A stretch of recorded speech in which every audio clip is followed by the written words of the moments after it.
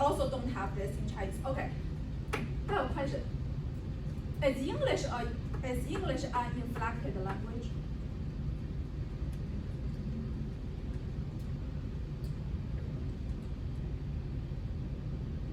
Yes or no?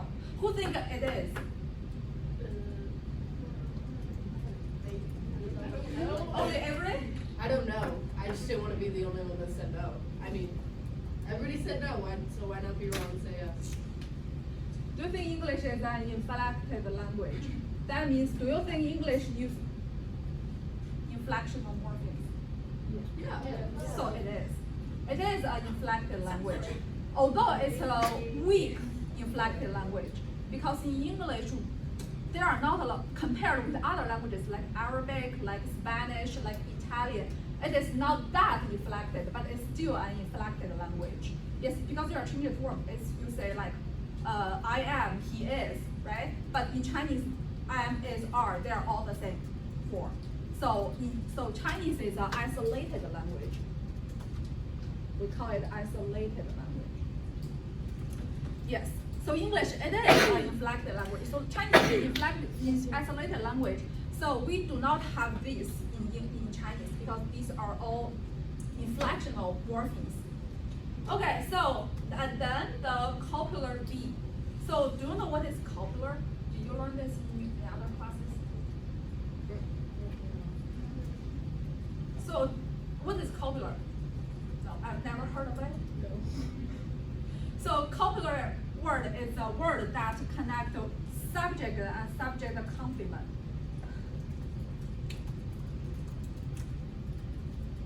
For example, like Lauren is tall. So here is a copular because Laura is a subject and this is the subject complement and it indicates the quality of the subject. Yeah. So that's the copular word. Copular. But the word is not always a copular word. For example, like this is an apple. So in this sentence, is not a copular because this is not apple is not the complement for this because they are the same thing. Apple is not the quality of this. Am I confusing you? Yes. So copular word, and because the copular word, we do not have copular word in Chinese actually. So if I say, if I want to say Lauren is tall, so in Chinese we say Lauren tall. No is in Chinese. Yes. And also auxiliary. Okay, Leah. So copular just means like you're using an adjective. Yes, most of the time, yes. Yeah. So auxiliary be. So like John is going. So do you know what are auxiliaries? Auxiliary words? Never heard of it? Oh, like Kind of, yeah, you're very close. It's like auxiliary word compared with other words, real words, it does not have like real meaning, it only has grammatical meaning. And auxiliary is like, for example, like John is going, like is here, it does not have a meaning, it just indicates the progressive tense. Yeah, so auxiliary, like do, is also auxiliary. Like, do you like ice cream? So do here does not have meaning, but I need do to ask a question. So it's to help you to do something. Yeah, so it's auxiliary verb, and also like could is also an auxiliary word. I'm sorry. I'm not, I don't mean to confuse you. Yeah, so, and also articles, when to use the, when to use a, and irregular past tense, and third person s. Third person s is a nightmare for me. It's like, because there's no third person singular in Chinese. Yeah, so I always drop the s in my speaking. Yes, and the possessive s. So you can see, although the possessive s is like according to this order, it's like harder for the yaos to get, but actually it's not very hard for me as a Chinese to get because we have a similar kind of word for possessive s. It's du, which means it's like very similar to the meaning of this. So usually I don't find it's very challenging for me to learn this. And then regular past, because there's no tense in Chinese. So it's like if you say I went to school, like yesterday. Yesterday. So you say I went to school yesterday. You use the past tense over here. But in Chinese we say I go to school yesterday. And because we use yesterday, so that means it's something happening in the past. So we do not have to change the form of the word. Yeah, so that's why Chinese is not a inflected language. We do not change the word forms at all. Yeah, so we are isolated language. Yes, so why this is important for you? Because sometimes you need to tell the students why their sentence is not correct. And we will talk about this more about like corrective feedback in your TSL 4100, is like how to provide effective feedback to the yaos. But I think the basic rule principle is like when you are correcting them, first of all, you need to tell them what is wrong, and then the correct form, and then why it is wrong. Yeah, so 3 steps. So let's see some sentences created by the yaos, and then I'd like you to figure out the problem with it. So the first one, Isabel. I did my homework, so plural is bad. Homework is plural is need to be. Why? Why? Why we don't need a plural here? I'm not sure. Maddie? It's like it's a word that you don't add an s to make it plural, like fish. Like you don't say like there's 2 fishes. You just say there's 2 fish. So it's the same with homework. So why we don't use fishes? And also like sheep, like bread. Why we don't say like a bread? Because in Chinese we say a bread, a fish, a homework. Leah? Maybe because they usually come in packs, like in multiple. Like they're usually together. Like homework is not usually just one thing. So that's why it's sooner.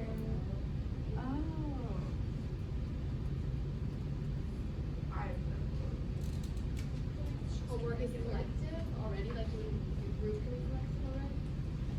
So, what's the part of speech of homework? We haven't learned this, but what part of speech? Nouns, verb, adjective, adverb? Noun, right. Yeah, so it's a noun. And there are 2 types of nouns in English. One is countable.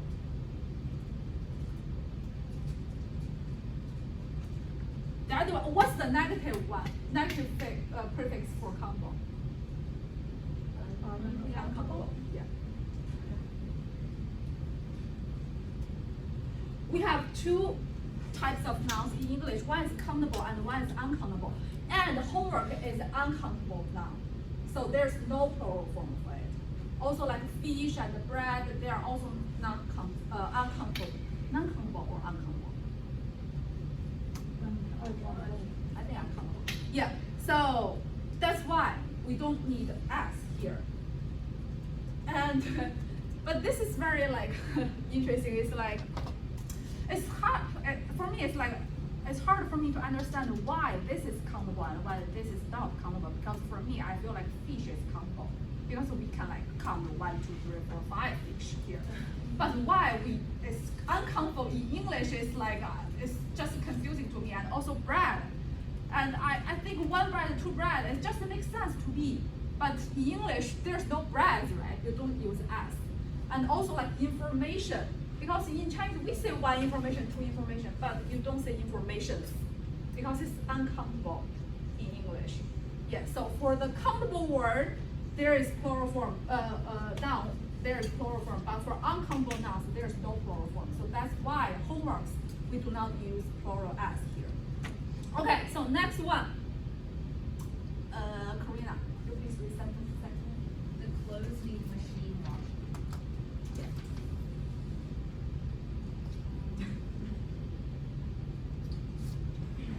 So what we just say, if you want to say the same one? The clothes need to be washed. Is that like? What do you think? I don't know. Don't ask me because I feel like they all sound right for me. Yeah, I cannot use my intuitive knowledge. I have to analyze. Yeah. So Maggie. We should add the article A, the clothes need a machine washing. Like, not just hand washing, like they need a machine washing. Oh, okay. Yes, Morgan. Or, I really don't know like exactly why I'm gonna make this like edit, but it's just because it sounds right. But the clothes need to be machine washed. Mm-hmm. I don't know why, but just grammatically, the clothes need to be machine washed, or the clothes need a machine wash. Or what, or washing, I don't know. Cause washing, I don't know. Yeah. I was always taught like you're not supposed to end like present part, like a sentence with like present participle, like so, Yeah. like no e's. Yeah. Like that's what I was taught, but like I don't know if there's like an actual reason, like Oh. But then if you took off the ing, you would still just have the clothes need machine wash. So it could be the clothes need a machine wash. But that still sounds wrong to me. Like I wouldn't be like, yeah, the clothes need a machine wash. I don't know. I agree, like to be machine wash. Yeah, Akila. I was gonna like put washing machine, like washing machine, like one pound. Oh, okay.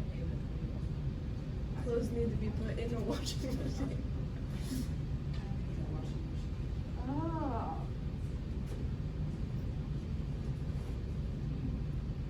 I don't know because I just feel like it sounds right to me.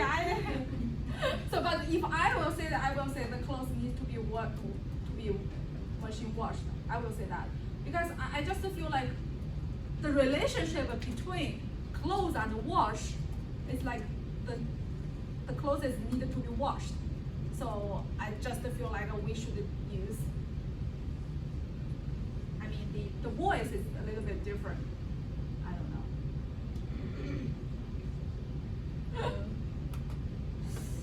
It's just confusing. Okay, so let's move to the third one. Okay, so Krista. I don't like these book. Book should just be plural because it's these, so it's more than one book. Yes. Yeah, and it's combo. Yeah. So I don't like these books. Yes. So the fourth one, Anthony. Reading cheers has passionated me since I was younger. Passionated.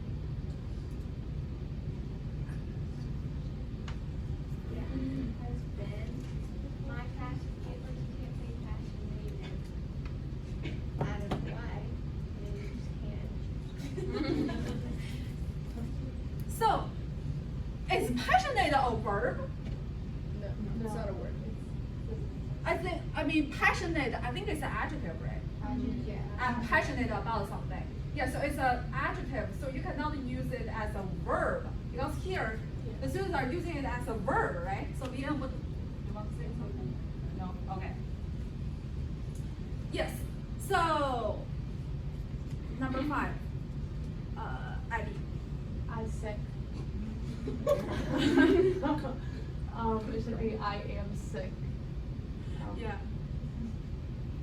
Ooh. Would it be like one of the copular Right. words? It's like am is a copular. Yes. Okay. Yeah. Morgan. I was gonna say the same thing, because like sick is like this like a feeling or like a state of being. So you'd say I am. Yes. Versus just I sick, I tired. Like And do you know what? in English, in a sentence, in a full sentence, we need to have a verb. Yeah, that's a must. We have to have a verb. So in this sentence, there's no verb. And so we will add the I am sick or I was sick here. Okay, good. And the number 6. Okay. The book is in the floor. The book is on the floor. Yeah, it's on the floor. The preposition is, because in is more like, how would you like to explain the difference between in and on? Yeah. I would do it like more visually, like creatively, like imagining the book like inside the workings of the built floor. Like you can't see the book anymore because it's in the floor. Versus this is a book and it's just on the floor. I don't know. That's how I would do it. But like also I want to teach older kids, so it would probably be easier for me, but we'll figure it out. Yeah, on is more like on the surface or something, Yeah. and inside is more like inside into something. Yeah. like in a water bottle. Right, Or, like yeah, I in like- your mind, Yeah. in the floor. Yes. Yeah. So you may not see it on the surface. Yes. So yeah, visual. I really like that idea. And the last one, Grace. I have 10 years. I don't even know what that's trying to say. I have 10 years. Like the 10 years. I think probably Kayla and Karina and Zoe can better understand why they use I have 10 years over here, because this is created by a Spanish speaking student. Yeah. So what do you say? I'm 10 years old in Spanish. Tengo, so like tengo have, and 10 años, 10 years, which directly translates to I have 10 years. Yeah, so that's why the students have this. it's Because in Spanish, yes, they literally translate Spanish into English. So that's why they have I have 10 years, but in English we say I'm 10 years old. Yes. Good. And here are some like tips for you to teach the how we can like teach morphemes and vocabulary to the ELLs. And first of all is teach reading, writing, and meaning of sight words. Do you know what are sight words? Okay, yeah, so it's synonym of like high frequency words. And here is a link. So if you are interested, you can like click the link. There are the sight words that the students need to recognize. And also beware of cross-language connections and transfer. Because when considering affixes, particularly the prefix and suffix, some language do share very similar affixes as English. For example, and Kayla, could you please read this for me? The example. When thinking about the suffix ing in English, Spanish uses ando to achieve the same suffix meaning, or sion in radiation and sion in radiation. That confused me, sorry. Yes, so you can see Spanish and English, they share a lot of similar affixes. And for older students, making this connection explicit can help them in cross-language transfer and understanding meaning and learning of new words. And the research shows that, so for the ELLs who have like more morphological knowledge, will have a better understanding of reading and also have a larger vocabulary. So we talked about the cognates last time, yes, but cognates last time. Cognates is also related to morphemes. And cognates are very important for the students to develop their CALP, the cognitive academic language proficiency. So more than a third of words in English have a Spanish language cognate. And Zoe, could you please read these words for me? Institution is Introduction, dinosaur, dinosaurio, catastrophe, catastrophe. Yeah, so you can see how like English and Spanish, they have in common in terms of cognate.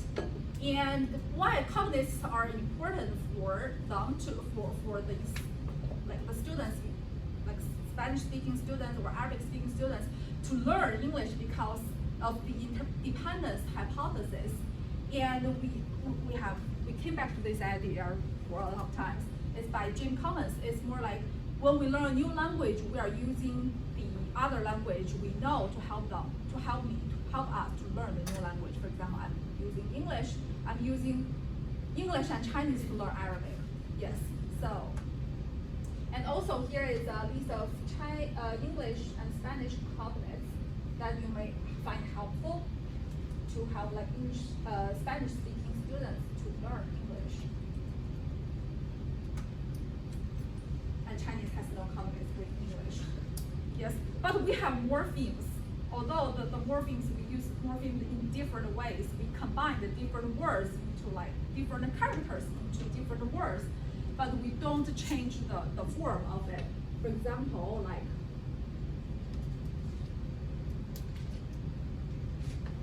this is school in Chinese, which is 学校. So this is school.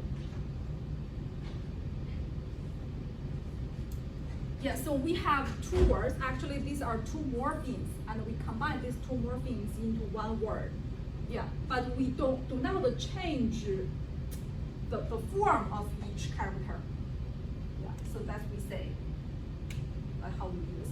And Arabic also has morphemes, and compared with English, Arabic is a more inflected language because they have more, like, how can I say? It's like they will change more in terms of word form. For example, like we say,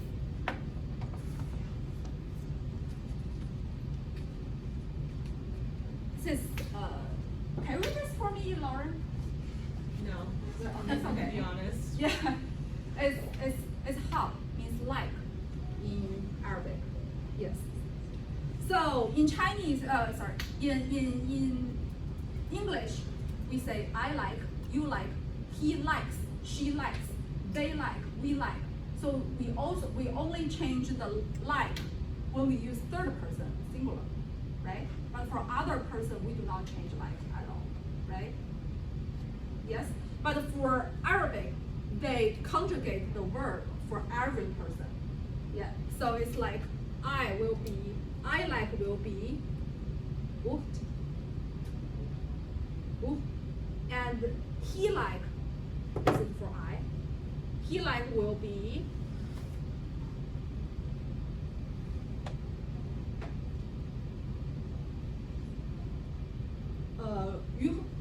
you. And then she like will be, oh sorry, wrong here. Just different dots. It's really confusing for me. It's like to him and you, and they also distinguish you, male, to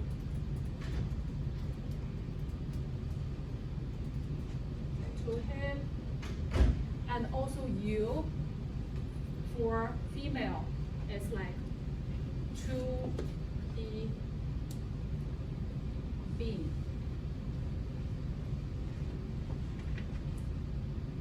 So when they speak like Arabic, it's like in Chinese, in English we have to say I like you. But in Arabic, they do not have to say I, because only from the verb we know that you are saying I. Yeah, so like Arabic is a more inflected language compared with English. Yeah.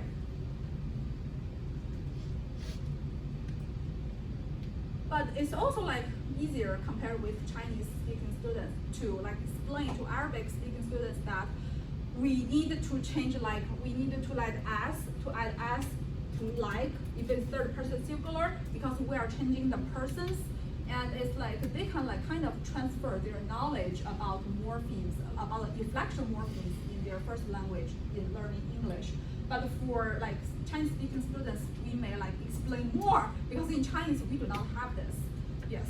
So it really depends on the student's first language like background.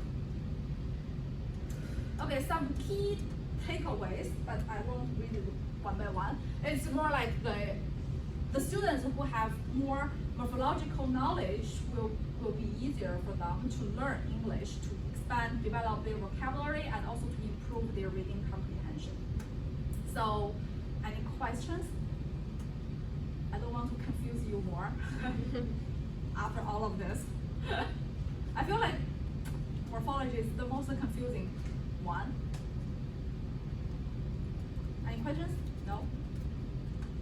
Yeah. So next week we are move to syntax. So any ideas about syntax? Grammar and structure. Yes, for like sentence structure. Yes, so we will talk about this more next week. And module 9 will be open to you this noon, and if you, okay, there are a lot of readings for this week. So just try your best to go over it. You do not have to read word by word, but I hope you can get the gist of each reading. Okay, so if you have any questions, just let me know, and you have one reading reflection, so that's it. Yeah, so. Thank you. Thank you. So thank you so much. Thank you so much for this. Yeah, thank you so much. You like how I pushed So the brain in here? happy Halloween and enjoy a great weekend. Thank you. Yeah. So you can leave your spider here, and I'm going to stick onto the wall. Thank you.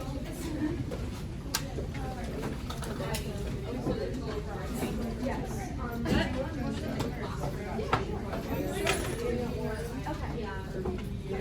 Like go to open. I don't know. Do you want to go to open? I think you're staying here.